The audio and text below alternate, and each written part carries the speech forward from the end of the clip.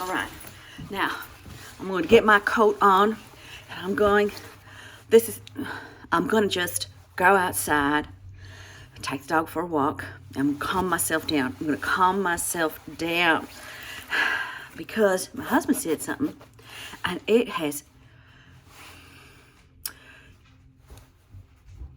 the situation has had, he threw a gauntlet.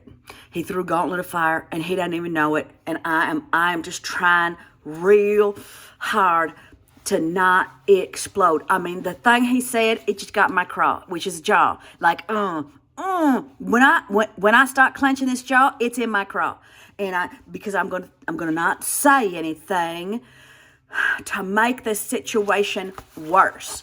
And now I'm gonna go outside. And what is this? This is bad design. This is bad design. I do not, maybe it is good design, and I just do not understand it. I don't want it there. All right. So, here's what he said. Hey, it was just a passing statement. It was just a passing statement where he said something to the effect of, "You are not the woman I married." And because I am witty and gentle and loving, I responded with humor, which I said, "Why, yes, I got a backside that's twice as big and just as soft, and I have much better skin care." But that's not how I felt. The switchblade of my desire was to just chop him off at his knees, and I needed a statement, and I didn't have it. I couldn't think of it fast enough.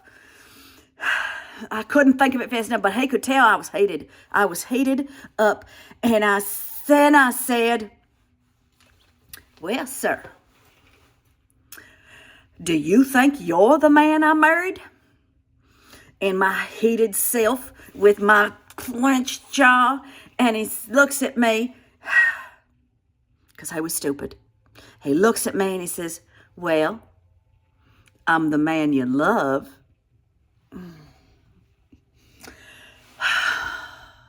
That's true. And I will tell you that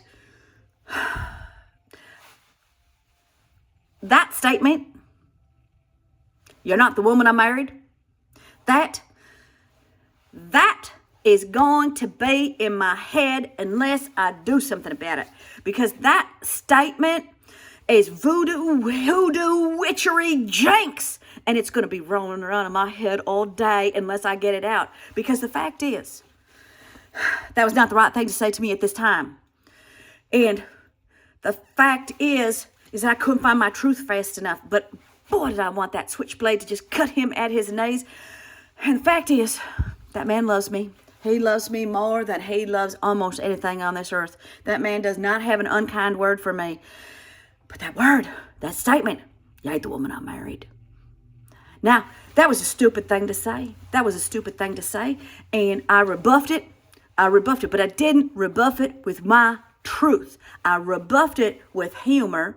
And then he rebuffed it with his truth. And his truth was right. He is the man I married. And I love him. And he loves me. And like, why would you say that? Why would you say that? How can you get up from 1,000 thread count out of that bedroom and come up here and say something so foolish? This is the dream. We are living the dream. But he has to say that thing. And then it goes in. That's a gauntlet of fire. He threw that down. And then my instant reaction is to just, but the fact is that's not the right answer. I have had enough therapy. I have been in enough meditation that I do not want to respond. And I rebuffed correctly with humor and lightness. And he looked at me and he said, "But I'm the man you love." That was calming. And that was the right thing to respond with when he knew I was heating.